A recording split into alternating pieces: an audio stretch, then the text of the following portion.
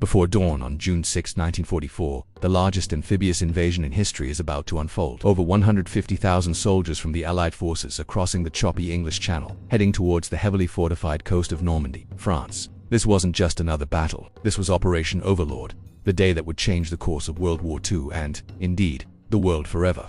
The planning for this monumental task was nothing short of genius, a complex puzzle of strategy, deception, and sheer logistical might. For months, the Allies had been engaged in Operation Bodyguard, an elaborate misinformation campaign designed to trick the German High Command into believing the main invasion would happen at Pas-de-Calais, the narrowest point of the channel. They created phantom armies with inflatable tanks and fake radio traffic, all to ensure the real target, Normandy, would be a surprise. As the first light broke, the assault began.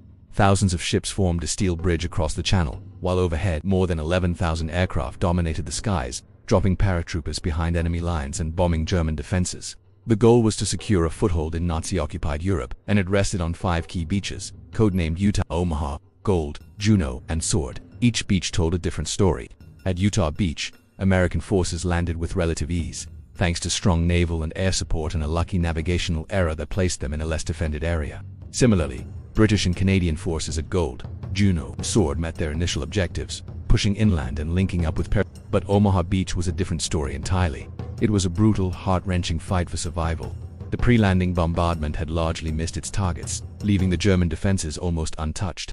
As American soldiers disembarked from their landing craft, they were met with a relentless storm of machine gun fire and artillery shells. The chaos was unimaginable. The casualties were staggering, and for a terrifying few hours, it seemed the invasion might fail right there on those blood-soaked sands. Yet, through incredible acts of courage and leadership, small groups of soldiers began to break through.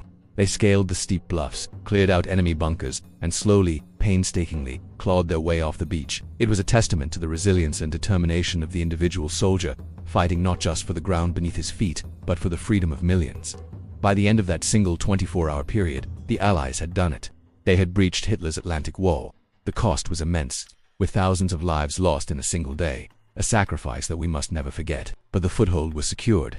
This beachhead in Normandy was the beginning of the end for the Third Reich. It opened up a crucial second front in Western Europe, relieving pressure on the Soviet Union in the east and paving the way for the liberation of France. The success of D-Day wasn't just about military might. It was a triumph of international cooperation, strategic brilliance, and the unbreakable spirit of those who fought.